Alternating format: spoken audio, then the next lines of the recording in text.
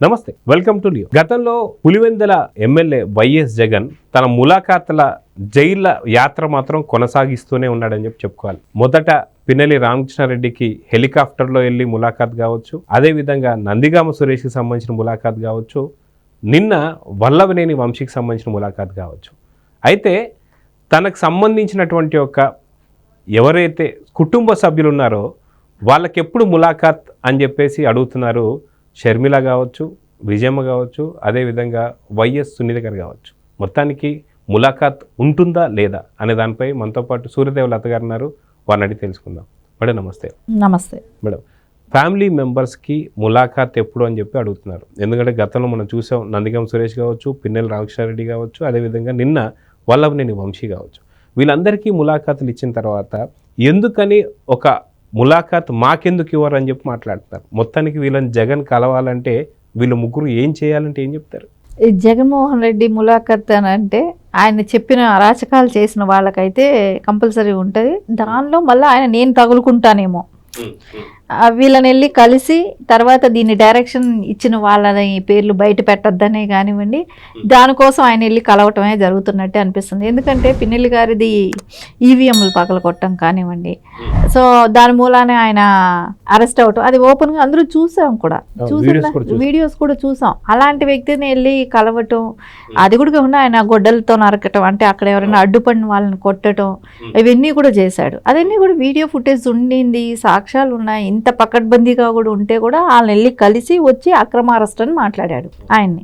So ఇవి మనం చూసిన విషయాలే. ఈ నందిగం సురేష్ విషయం ఇంకా తెలిసిన విషయమే అందరికీ కూడా. ఆయన మాట్లాడిన మాటలే కానివ్వండి, గతంలో మాట్లాడిన బూతులే కానివ్వండి, ఆయన విజయవాడ ప్రకాశం బ్యారేజ్ కి బోట్లు పెట్టి గుద్దించడం, ఇది చేయటం, అంటే బ్యారేజ్ నే కూల్చేస్తాడు అని అన్నప్పుడు అయితే ఇంకా విజయవాడ మునిగిపోవాలన్నా లక్షల్లో ప్రాణాలు పోయేది ఒకటి. ఇంకోటి ఏంటంటే వాళ్ళ కసి కోపం ఏంటంటే అమరావతి ముంచేయాలి, అమరావతి మునిగిపోతుందని వాళ్ళు ఏదైతే చెప్పారో అది చెయ్యాలి. అంటే ఆ బ్యారేజ్ పోవాలి, ఆ బ్యారేజ్ పోతే అది మునిగిపోయినట్టు మనం చెప్పడానికి ఆస్కారం ఉంటుంది. అంటే ఎన్ని లక్షల మంది ప్రాణాలు పోతాయి అవేమి కూడా వాళ్ళకి పట్టవు.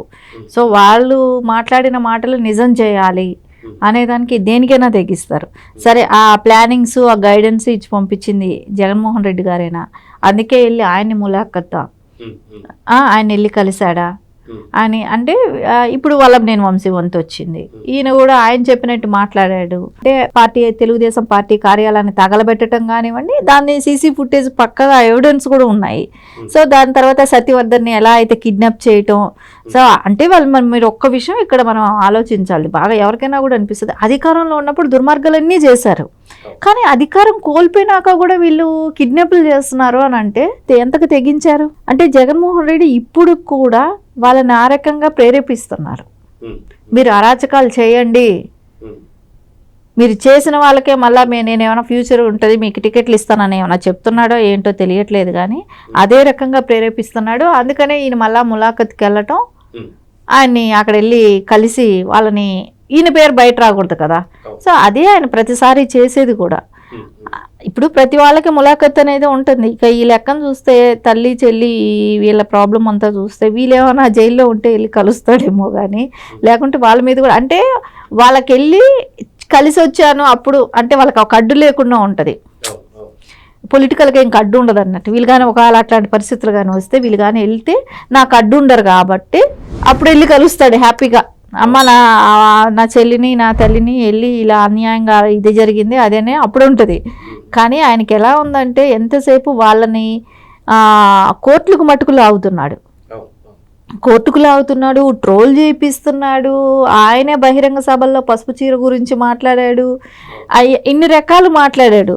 కానీ వాళ్ళ కలవటమో సెటిల్ చేసుకోవటం అనేది ఆయనకి ఇష్టం లేదు. అయితే మనం చూసుకుంటే 2019లో జరిగినటువంటి వివేకానంద రెడ్డి గారి హత్య కేసును కూడా నారాసుర రక్త చరిత్ర అంటూ తన సాక్షి పేపర్లో ప్రచారం చేయడం కూడా చూసాం.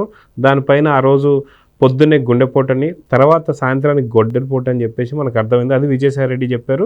విజయసాయిరెడ్డి వెళ్ళిపోతూ అవినాష్ రెడ్డి ఏం చెప్పమంటే నేను అదే చెప్పానని చెప్పేసి ఒక మాట వేయడం చూసాం మనం.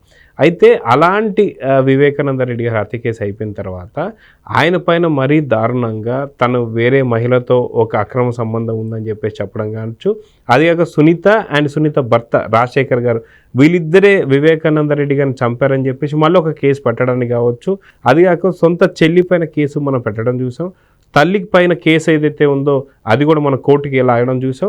తండ్రిని కూడా, చనిపోయిన తండ్రిని కూడా తీసుకొచ్చేసి ఇక్కడ పొన్నవల్ సుధాకర్ రెడ్డి మాటలు విని తను జైలు నుంచి తప్పించుకోవాలి, తను ఉన్నటువంటి శిక్ష నుంచి తప్పించుకోవాలంటే లేని తండ్రిని పైన ఉన్నటువంటి కేసు పెడితే చాలని చెప్పి సొంత చెల్లి షర్మిల చెప్పింది. సో ఇలాగా ప్రతి ఒక్కరిని కూడా అంటే సొంత కుటుంబ సభ్యులందరినీనేమో కోర్టుకు లావడం, ఏదైతే కోర్టుకు సంబంధించినటువంటి శిక్షలు పడినటువంటి వాళ్ళ ఖైదీలకు మాత్రం వెళ్ళి ములాఖాత్ ఇవ్వడం. సో సొంత కుటుంబ సభ్యులకి ములాఖాత్ ఎప్పుడు అంటే ఖచ్చితంగా వీళ్ళు కూడా జైల్లో ఉంటేనే ములాఖాత అంటే ఏమంటారు, అంటే జైలుకి వాళ్ళు వెళ్ళే అవకాశం అయితే ఉండదు. ఎందుకంటే యాక్చువల్లీ దాంట్లో అక్రమ కేసుల్లో కానీ అన్నిట్లో ఉండేది జగన్మోహన్ రెడ్డి. సో వాళ్ళు జైలుకి వెళ్ళే అవకాశం అయితే ఉండదు. కానీ ఈయనకి ఏంటంటే వాళ్ళు జైలుకి వెళ్తే ఫస్ట్ సంతోషించే వాళ్ళు ఎవరైనా ఉన్నారంటే అది జగన్మోహన్ రెడ్డి గారే. ఎందుకంటే వాళ్ళు వెళ్ళిపోతే జగన్మోహన్ రెడ్డి గారు అండ్ ఫ్యామిలీ అంటే వాళ్ళ ఇంట్లో వాళ్ళు అవ్వచ్చు, సరే వాళ్ళ వరకే సంతోషిస్తారు. సో ఖచ్చితంగా అప్పుడైతే వెళ్తాడు. అలాంటి సిచ్యువేషన్ కానీ వాళ్ళకి వస్తే అప్పుడు వెళ్తాడు, అది హ్యాపీగా వెళ్తాడు. అందరూ ఎవరైనా ములాఖత్ అని అంటే మన ఫ్యామిలీ మెంబర్స్ జైల్లో ఉన్నారా, సరే వాళ్ళని పరామర్శించే ఒక సింపతి అనేది ఉంటుంది. కానీ ఇక్కడ రివర్స్ ఉంటుంది, అబ్బా వీళ్ళు వెళ్ళిపోయారా నాకు అడ్డు లేదనేటట్టు ఉంటుంది. అంటే వాళ్ళు వెళ్ళరు కానివ్వండి, ఒకవేళ వెళ్తే ఈయన ఆలోచన విధానం ఆ రకంగా ఉంటుంది. సరే ఇప్పుడు వెళ్ళాల్సి వస్తే ఈయనే వెళ్ళాలి, జగన్మోహన్ రెడ్డి గారే వెళ్ళాలి, ఎప్పుడు బెయిల్ రద్దు అవుతుందో తెలియదు. అప్పుడు వీళ్ళు ములాఖాత్ ఇస్తారని చెప్పేసి అనుకోవచ్చు అంటారా, అలానే కలిసే అవకాశం ఉందంటారా? ఎందుకంటే విజయమ్మ గారు ఎప్పుడెప్పుడు కలుద్దామనే ప్లానింగే ఆవిడ ఫస్ట్ నుంచి కూడా ఉంది. అవును, పిల్లల్ని కలపాలనేది ఆవిడ ప్రతిసారి మనం చూస్తూనే ఉన్నాం. ఆలింగనం చేసుకోవటం, ఎక్కడ కనపడినా ముద్దు పెట్టడం, ఇవన్నీ చేస్తున్నారు. ఆవిడకి కలుపుకోవాలనేది ఉంది. కానీ ఇక్కడ మనీ మ్యాటర్కి వచ్చేటప్పటికి ఏంటంటే ఆయన ఎక్కడా లొంగట్లేదు జగన్మోహన్ రెడ్డి గారు. సో ఇవ్వాలనే ఆలోచన లేదు.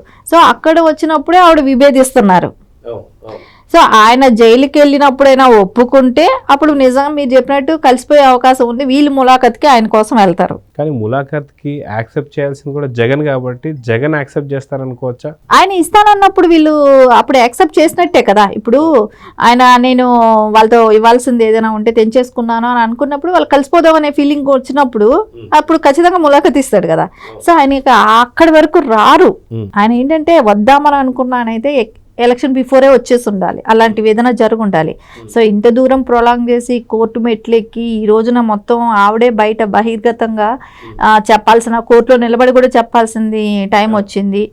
ఇవన్నీ వచ్చినప్పుడు ఇంకా కలిసే అవకాశం అయితే ఉండదు. ఆయన ఇవ్వాలనుకున్నాడు, గతంలోనే చేసి ఉంటాడు, ఇప్పుడు అసలు చేయను కూడా చేయడు. సో కొంతమందికి నేను గతంలో కూడా చెప్పినట్టు ఒక ఆలోచన ఏంటంటే వాళ్ళే గొప్పగా ఉండాలి. సో వేరే వాళ్ళు ఆ స్థాయిలో ఉంటే ఊహించలేరు, పొలిటికల్గా నాకు అడ్డు ఉండకూడదు. సో నాకు ఆయనకి కానివ్వండి ఆయన ఫ్యామిలీకి కానివ్వండి అడ్డు ఉండకూడదని అనుకుంటారు. అందుకని ఖచ్చితంగా వాళ్ళని కలుపుకుపోయే తత్వం చేయడు. కాకపోతే వీళ్ళకు ఉంటుంది, కలుపుకపోతే మీరు చెప్పినట్టు ఆ ములాఖత్ వీళ్ళు వెళ్తారు. అయితే మనం చూసుకుంటే వైఎస్ వివేకానంద రెడ్డి హత్య అయిపోయిన తర్వాత సుదీర్ఘకాలంగా తను సీఎంగా ఉంటూనే సొంత చెల్లికి న్యాయం చేయలేకపోయాడు. ఎవరు చంపారో కూడా పూర్తిగా బయటపడిన తర్వాత కూడా అవినాష్ రెడ్డి ఒక పసిపిల్లోడు అంటూ మాట్లాడుతూ వచ్చాడు. సో ఇప్పుడు మనం చూసుకుంటే సొంత చెల్లి కాకుండా వైఎస్ సునీత గారు ఎవరైతే ఉన్నారో వాళ్ళకి కనీసం అపాయింట్మెంట్ ఇవ్వలేదు, మమ్మల్ని కూర్చోబెట్టి మాట్లాడతలేదు అని చెప్పేసి అంటున్నారు. సో సునీతకి అపాయింట్మెంట్ దొరకాలి అంటే ఎక్కడ దొరకవచ్చు అంటే ఏం చెప్తారు? అంటే నాకు తెలిసి అయితే ఇప్పుడు ఆయన అపాయింట్మెంట్తో అవసరం లేదు. గతంలో ఆయన సీఎంగా ఉన్నప్పుడు వాళ్ళు పలుమార్లు రిక్వెస్ట్ చేయటం అయ్యింది. సునీత గారు పలుమార్లు అంటే విజయమ్మ గారు సపోర్ట్ చేయటమే కానివ్వండి, ఇట్లా కుటుంబ సభ్యులందరూ కూడా చెప్పటం కానివ్వండి, కలవమని మాట్లాడమని ఇవన్నీ జరిగాయి. కానీ ఆయన ఆయన అపాయింట్మెంట్ అవసరం ఉన్నది ఆ టైంలో. ఆయన ఒక సీఎం కాబట్టి ఆయన సపోర్ట్ అవసరం కాబట్టి ఆ టైమే ఆయన వాళ్ళని కలవాలని కానివ్వండి, వాళ్ళకి న్యాయం చేయాలని కానివ్వండి, వివేకానంద రెడ్డి హత్య గురించి అవేమీ అప్పుడు పట్టించుకోలేదు. సో అలాంటిది ఇప్పుడు ఎందుకు వాళ్ళకి అవసరం ఏంటి? ఇప్పుడు జగన్మోహన్ రెడ్డి గారి ములాఖత్ వాళ్ళకి ఆయన కలవాల్సిన అవసరం లేదు సునీత గారికి. సో ఏదున్నా కోర్టులో తీసుకుంటుంది, కోర్టు త్రూ చేయించుకునే ఇది తనకుంది. ఇప్పుడు కావాల్సి వస్తే తనకు కావాల్సింది ఆంధ్రగా ఏపీ సీఎం చంద్రబాబు నాయుడు గారు ఉన్నారు ఉన్నారు కాబట్టి ఆయన సపోర్ట్ కావాలని కోరుకుంటారు. ఆయన సపోర్ట్ కావాలని కోరుకుంటారు, హోమ్ మినిస్టర్ సపోర్ట్ కావాలనుకుంటారు, పవన్ కళ్యాణ్ గారు అనుకుంటారు. ఇప్పటికే కలిశారు ఇప్పుడు కదా. అందరినీ కలుస్తున్నారు. ఇంకా ఎక్కువైతే అమిత్ షా గారిని కలుస్తారు, ఇంకా మోడీ గారిని, ఇట్లా కలుస్తూ వెళ్తారు. కానీ ఈయనతో పనే ఉంది. ఈయన ఎట్లాగో గత 5 ఏళ్ళు ఈయన చైనా ఆయన ఇప్పుడు ఏం చేస్తాడు, ఇప్పుడు ఈయన చెప్తే జరిగేది కూడా ఏమీ లేదు. ఇంకోటి సపోర్ట్ కూడా చేయడు, సొంత బాబాయ్ చంపిన వాళ్ళని కూడా సపోర్ట్ చేయడు. అలాంటప్పుడు వీళ్ళకి ఆయన అవసరం కూడా లేదు సునీత గారికి అయితే. సో చూద్దాం మేడం, ఖచ్చితంగా ఈ ముగ్గురికి ఎవరైతే వైఎస్ షర్మిల గారు కావచ్చు, విజయమ్మ కావచ్చు, అదేవిధంగా సునీత గారికి కావచ్చు, వీళ్ళకి ములాఖాత్ ఎప్పుడు అనే దానిపై జగన్ నిజంగా ఏదైనా స్పందిస్తాడా లేదా అనేది చూద్దాం. మరి నమస్తే. నమస్తే. Please subscribe to Leo News for more videos.